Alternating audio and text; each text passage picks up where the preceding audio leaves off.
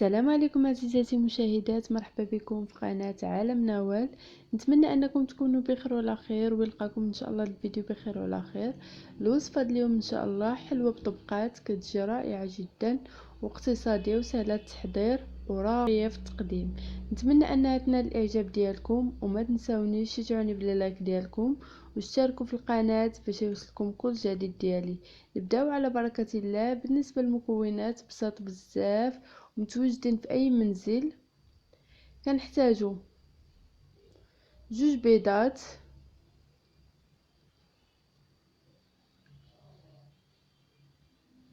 خمارة، نص كاس الزيت، نص كاس سنيدة، سكر، معلقة كبيرة الكاكاو المر، فانيلا، 2 كيسان ديال الدقيق. انا عبرت بكاس العنبة. في اناء كناخدو سكر سنيدة، كنضيفو عليه نص كاس الزيت،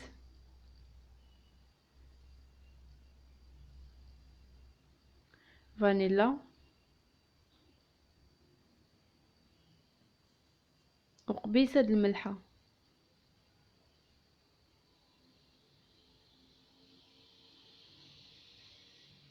كنخلطو مزيان هاد المكونات مع بعضياتهم.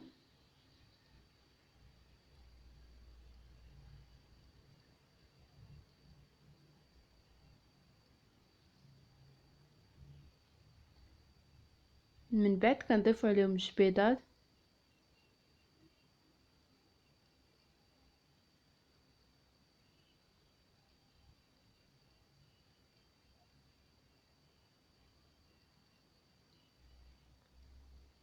ونخلطو مزيان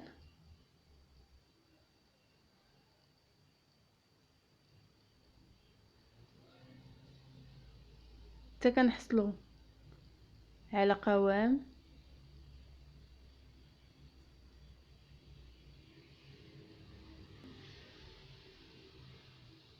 بحال هاد الشكل. من بعد كنضيفو الدقيق،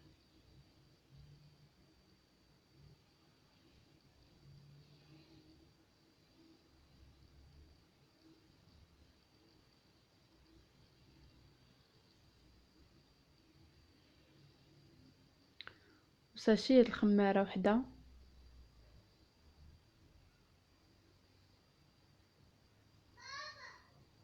كنجمعو العجينه.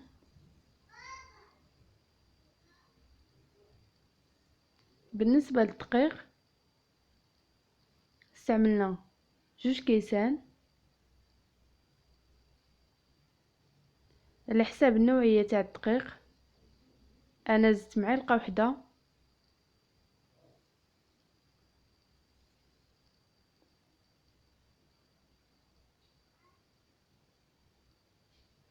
والعجينه ما كندلكوهاش، كنعجنوها باطراف الاصابع ديالنا.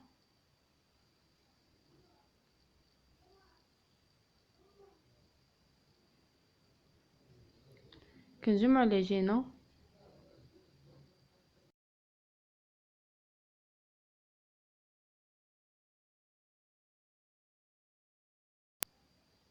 تجينا عجينه خفيفه شويه.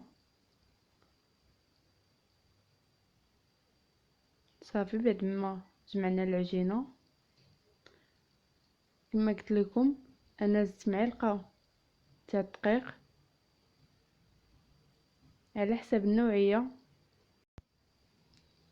و2 كيسان كافيين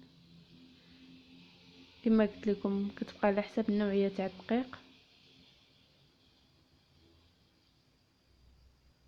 كنحاولوا نجمعوا العجينه مزيان.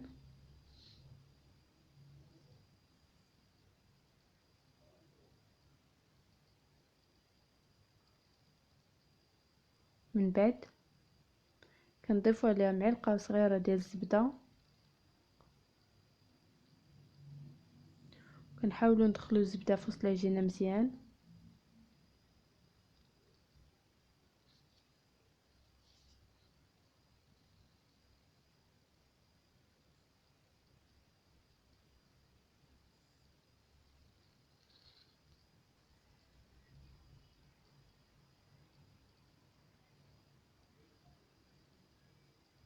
بالنسبه للعجينه ديالنا كتجيش قاصحه، كتجي مرخوفه شويه على هذا الشكل. من بعد كناخذوا العجينه كنقسموها على جوج كريات متقادين، وحده نستعملوها بنكهه الفانيلا، وحده نستعملوها بنكهه الشوكولا.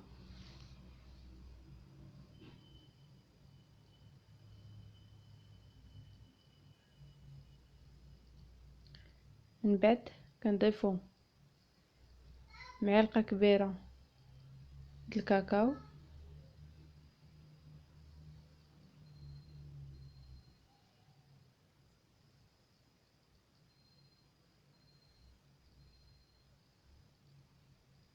كنحاولوا نجمعوه غير بشويه.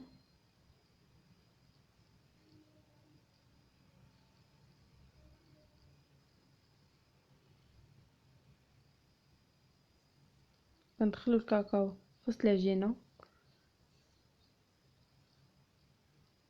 حتى كنحصلوا على العجينه باللون بني.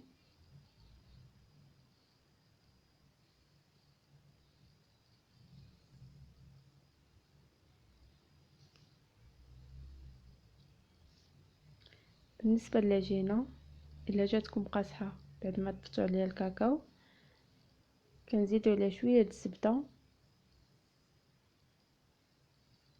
انا زدت راس معلقه د الزبده.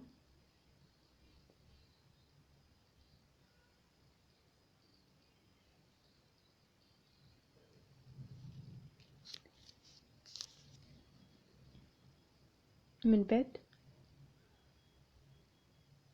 كناخذ بلاستيك غذائي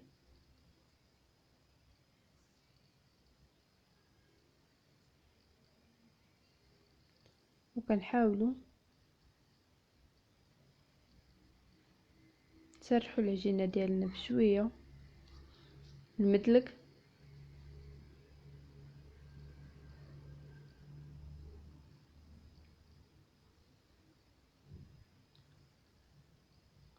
حتى كنحصلوا على شكل دائري.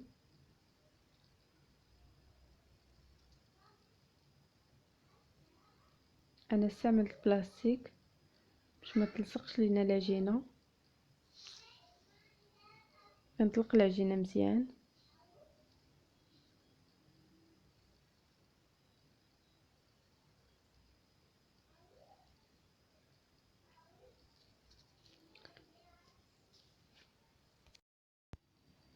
كما كتشوفوا معايا. كنحاول نطلق العجينه بشويه باش ما تخرجش ليها من الجناب.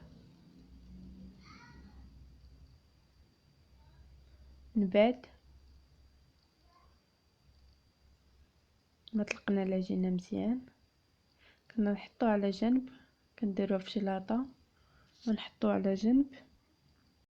من بعد كناخذوا العجينه بنكهه الفانيلا كنحاولوا نطلقوها بنفس الشيء كما استعملنا العجينه بالشوكولاط. كنستعملوه العجينه الفانيلا كنطلقوها مزيان على شكل دائري. وبالنسبه للمقادير يمكن لكم تضاعفوا المقادير. انا استعملت نصف الكميه وتبارك الله عطات بالزايد. صافي بعد ما طلقنا مزيان العجينه بنكهه الفانيلا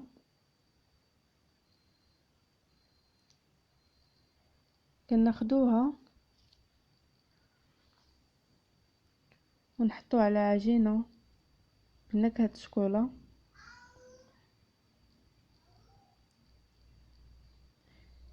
كما كتشوفوا معايا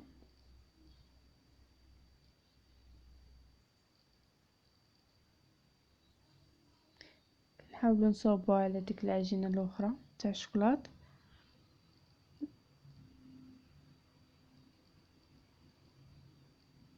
من بعد كنحطو عليها بلاستيك غذائي ونحاولوا نطلقوها شويه مازال.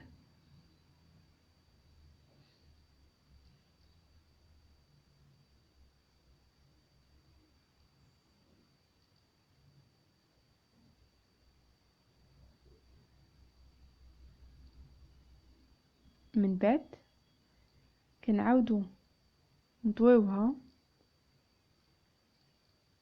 ونطلقوها شويه.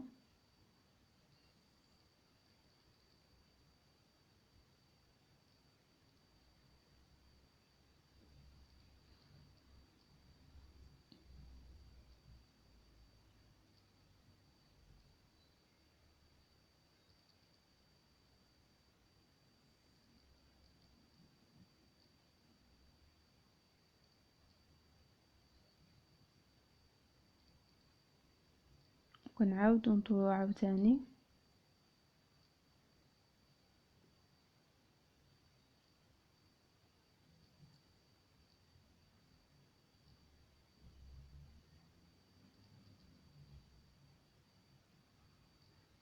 وحنا كنستعملو هاد البلاستيك باش ما تعذبناش في الخدمه. هو سهل بزاف، كيعاون باش العجينه ما تلصقش.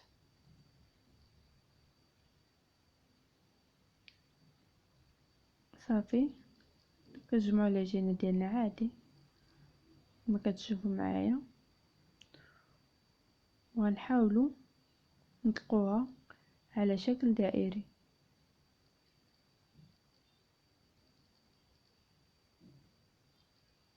كنطلقوه حنا كندورو في الثلاج باش يجينا شكل دائري. يمكن لكم تستعملوه طولي على حسب نتوما الاختيار ديالكم كي بغيتوا الحلوه ديالكم. من بعد خديت المقله ودهنتها بالزيت،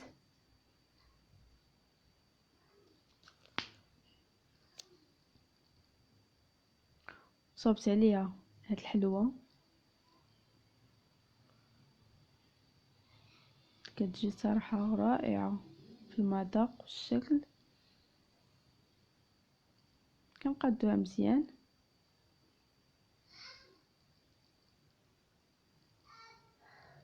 من بعد كنشعلوا الفران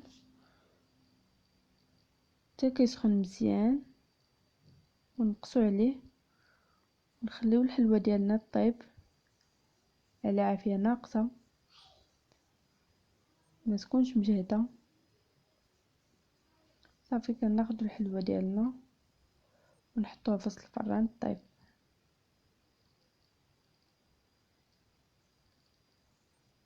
من بعد ما طابت لنا الحلوه كناخذوا شوكولاط كندوبو حمام مريم كنصوبوا عليه. من بعد كناخذوا اللاطه كنضربوا مع سطح العمل باش الشوكولاط ديالنا يوصل لجميع الجوانب. من بعد كناخذ شوكولاط ابيض متزين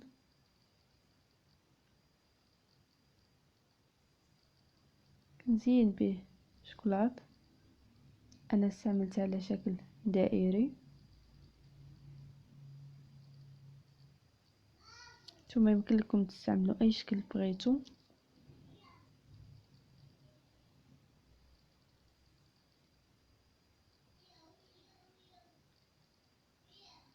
الا ما كانش الشوكولاط متوفر عندكم يمكن لكم تستعملوا مربى الكوك جوز هندي.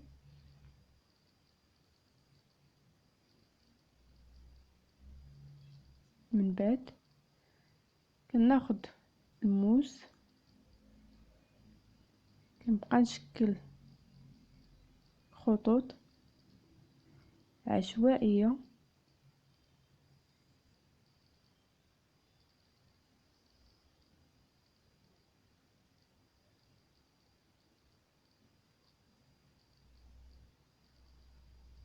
على هذا الشكل.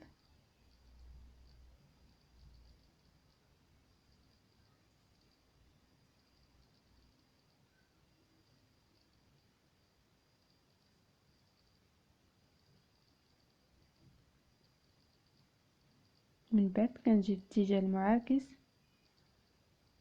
ونصوب خطوط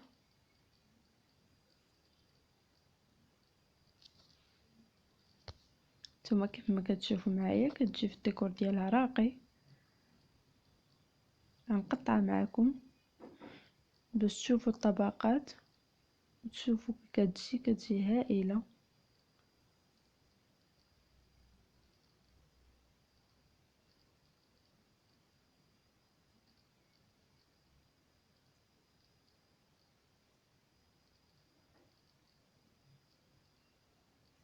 ورطبه بزاف.